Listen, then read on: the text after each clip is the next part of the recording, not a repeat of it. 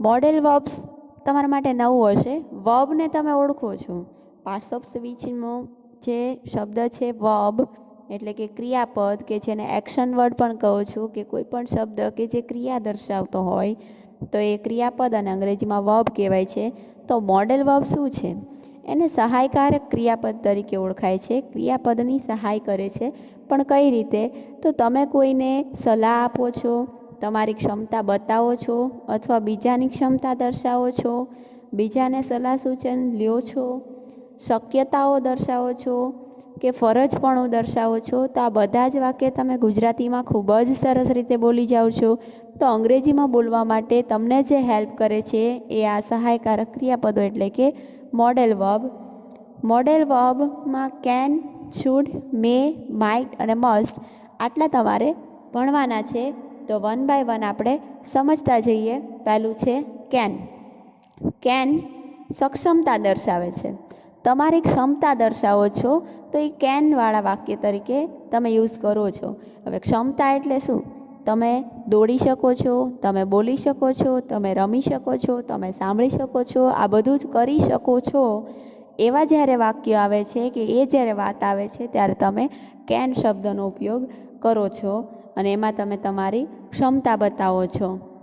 હવે માત્ર ક્ષમતા માટે નહીં, ક્ષમતા દર્શાવતા વાક્યો હોય તો કેવા હોય? For example, I can run fast, હું ઝડપથી દોડી શકું છું. યુ કેન રાઇટ વેલ, તમે સારી રીતે લખી શકો છો. They can speak better English, તેઓ સારી રીતે ઇંગ્લિશ બોલી શકે છે. હી કેન લર્ન જાપાનીઝ, તે જાપાનીઝ પણ લર્ન કરી શકે છે, શીખી શકે છે. આ બધા ક્ષમતા દર્શાવતા વાક્યો થયા. વિનંતી દર્શાવતા વાક્યો. વિનંતીમાં કે પ્રકારની વિનંતી તમે કરી શકો છો? Can you please help me, શું તમે મને હેલ્પ કરી શકશો? Can we go for support, આપણે એમને સપોર્ટ કરવા માટે જઈ શકીએ? કેન આઈ હેલ્પ યુ, શું હું તમને મદદ કરી શકું? આ બધા વાક્યો વિનંતી દર્શાવે છે કે જેમાં કેનનો ઉપયોગ થાય છે. પરવાનગીવાળા વાક્ય. તમારે કોકની પાસે રજા માંગવી છે તો પરવાનગી માટે પણ તમે કેન દ્વારા વાક્ય બોલી શકો છો. For example, can I take your book, હું તમારી બુક લઈ શકું? Can you give me your pen, તમે મને તમારી પેન આપી શકશો? કેન વી ગો, શું આપણે જઈશું અથવા તો જઈ શકીએ? તો આ બધી જ રજા દર્શાવતા પરવાનગી માટેના વાક્યો છે. સિમ્પલ છે કે કોઈ પણ કર્તાની સાથે તમે કેન મૂકો અને ક્રિયાપદનું મૂળ રૂપ મૂકો એટલે તમારી વાક્ય રચના પણ થઈ ગઈ. અને સમજો કે બોલતા આવડી ગયું તો વધારે ને વધારે પ્રેક્ટિસ કરો એટલે તમને કેનવાળા વાક્ય આવડી જશે. અક્ષમતા દર્શાવવા માટે તમે કેનવાળા વાક્ય જોયા, પણ કેન નોટવાળા વાક્યો પણ બને છે. મતલબ કે જેમાં તમે એવું કહેવા માંગો છો કે આમ કરી શકતા નથી, તો એના માટે તમે નોટ શબ્દ એડ કરી અને કેન નોટવાળા વાક્ય પણ બોલી શકો છો. For example, he can not climb a tree, we can not play in the garden, you are late, you can not enter the hall. પછી બીજું છે શુડ. ગુજરાતીમાં કોઈ પણને તમે કહી દો છો કે આમ કરવું જોઈએ, આ સલાહ છે. એ સલાહ આપવા માટે તમે જે અંગ્રેજીમાં વાક્ય બનાવો છો તો એમાં શુડની જરૂર પડે, બરાબર? તમે બીજાને તરત જ કહી દો છો તમારે ભણવું જોઈએ, તમારે લખવું જોઈએ, તમારે વાંચવું જોઈએ, તમારે અંગ્રેજી શીખવું જોઈએ, તમારે વર્તન વ્યવહારમાં ધ્યાન રાખવું જોઈએ, તમારે મોટાઓની વડીલોનું માન રાખવું જોઈએ. તો આમ કરવું જોઈએ એવી જે વાત આવે છે તો એમાં શુડ વપરાય છે. For example, you should work hard, તમારે સખત મહેનત કરવી જોઈએ.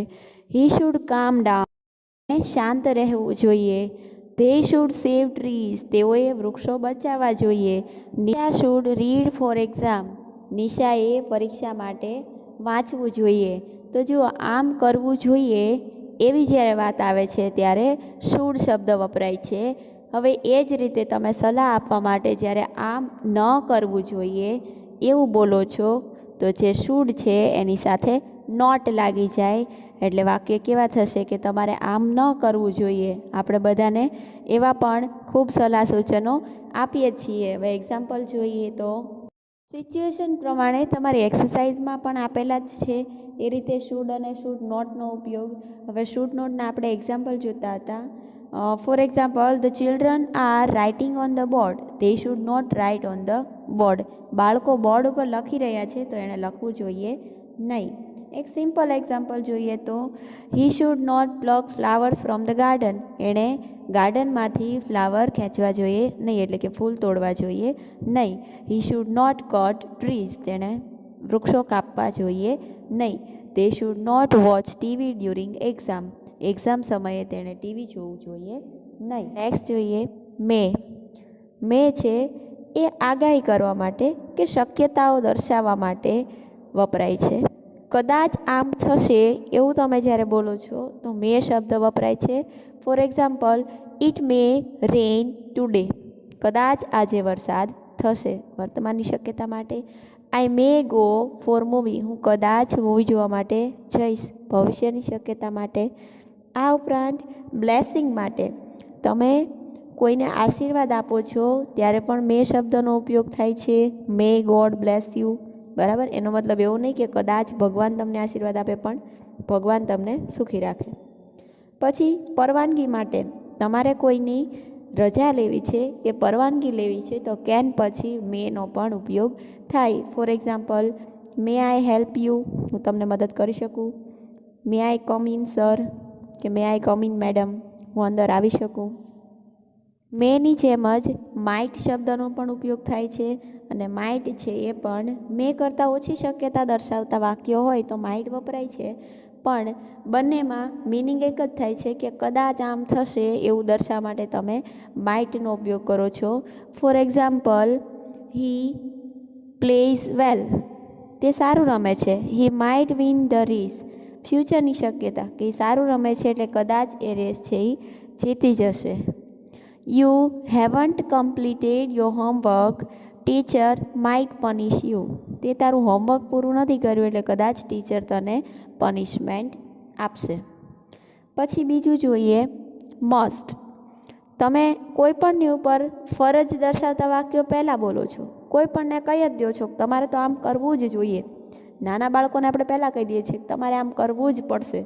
તો આ જે ભાર દઈને કરવું જ પડશે એવું બોલો છો તો એને અંગ્રેજીમાં એ વાક્ય રચના માટે મસ્ટ શબ્દ વપરાય છે, કે જે ઓબ્લિગેશન માટે, ફરજ માટે ઉપયોગી છે. For example, students must obey rules. We must respect our elders.